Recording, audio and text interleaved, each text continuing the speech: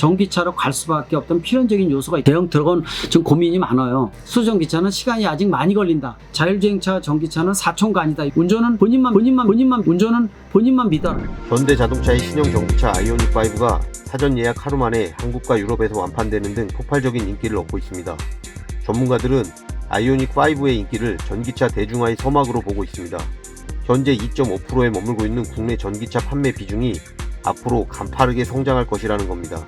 성큼 다가온 전기차 시대, 현재의 기술력과 구매 포인트 등에 대해 대림대학교 김필수 교수와 이야기 나누겠습니다. 자동차의 내연기관의 종식은 점점 빨라진다. 이거는 국가 간도 유럽을 중심으로 해서 확산도 되고 있지만은 자동차 제작사가 선언하는 제작사들이 많아지고 있다는 겁니다. 그래서 이런 부분들은 수명이 한 20년 정도로 좀 짧아지지 않느냐, 패러다임 전환이 빨라지고 있는 시기라고 분명히 말씀드릴 수가 있습니다.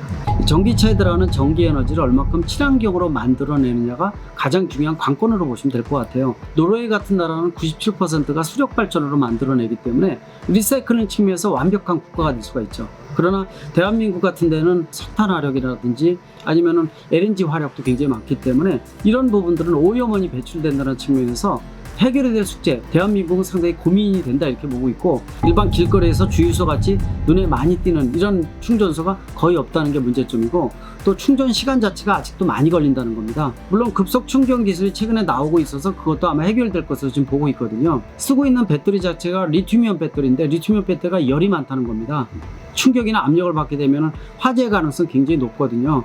그러나 향후 배터리 자체가 전고체 배터리로 바뀌게 되면은 열이라든지 또 에너지 밀도도 높기 때문에 해결될 가능성 상당히 높은 게 5, 6년 이후라고 보고 있고요. 또 초고압인 800V 이상 쓰는 것들도 이제 본격화되기 때문에 앞으로 이 충전 속도도 빨라진다는 이런 것도 있고요. 한번 충전시켜서 갈 수 있는 거리도 기본적으로 500km 정도가 이제 아마 보편화될 것으로 지금 보고 있습니다. 이 포르쉐 타이칸 같은 것들은 앞에 일반 모터, 뒤에도 모터지만은 2단 변속기를 썼거든요. 이런 것들은 특히 일반 내연기관차도 우리가 일명 얘기하는 제로백 있죠. 정지 상태에서 시속 100km 이르는 시간 자체가 내연기관차보다 훨씬 더 빠릅니다. 우크라이나의 리막이라든지 이런 기업은 특히 고성능, 특수한 배터리부터 특수한 기술을 쓰고 있는 노하우가 많은 벤처 기업인데, 여기가 현대차에서 투자를 했지 않습니까? 일부 투자를 해서 그쪽 기술을 일부 고성능에 지금 적용을 하기 시작을 했기 때문에 앞으로 고성능 차에 있어서는 전기 시스템에 대한 부분들은 내연기관차보다 더 뛰어난 부분이 많다고 볼 수가 있어요.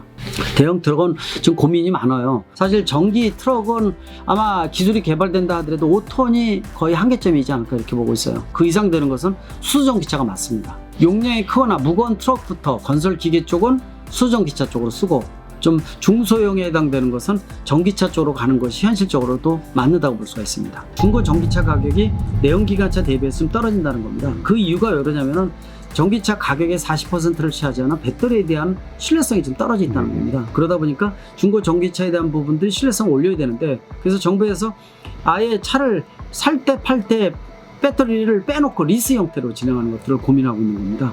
예를 들어서 살 때 전기차의 40% 차지하는 배터리를 아예 빼버리고 리스 형태로 운영을 하고 월 리스비만 내는 거죠. 거기다가 판매할 때 배터리가 내게 아니기 때문에 차만 판매하게 되면 훨씬 더 유리할 수도 있거든요. 이런 부분들은 향후 중고 전기차에 대한 중고 가격을 올릴 수 있는 요소를 많이 만들어주는 거, 또 신뢰성을 높게 만들고 또 배터리에 대한 신뢰성을 높이는 작업이 좀 앞으로 필요한 과정이라고 보고 있습니다. 자율주행에 대한 것들은 너무 꿈이라고 놔두는 게 좋아요. 레벨 4나 5가 나오려면 시간이 많이 걸리고, 레벨 5는 완전히 꿈이라고 핑크빛으로 봐두는 거고, 레벨 4도 한 5, 6년 있어야 됩니다. 물론 기업들마다 테슬라도 그렇고 앨런 머스크가 우리는 레벨 4야 이렇게 얘기를 하고 있는데, 진정한 레벨 4는 나온 게 하나도 없습니다. 레벨 4라는 것 자체가 목적지까지 특수한 비상시에만 사람이 개입하는 정도이기 때문에 이거는 최상위가 모델 3 정도, 레벨 3다 이 정도로 보시면 될 것 같아요. 레벨 3가 뭐 여러 개의 기업들이 있지만은 테슬라 같은 경우에도 완성도가 높지만은 사실 가장 감도가 좋은 라이더 센서는 쓰질 않고 있거든요. 카메라 몇 대를 가지고 조합을 해서 쓰는 상태이기 때문에 지금도 그저께도 미국에서 사고도 계속 발생을 하고 있어요. 사망자도 여러 명 나왔거든요. 그래서 지금 현재 자율주행은 이런 명칭 자체가 너무 과장 광고라고 보시면 될 것 같아요. 아직까지 자율주행이라는 말은 쓰기에는 너무 앞서가고 있다. 운전은 본인만 믿어라 이렇게 말씀드리고 싶습니다.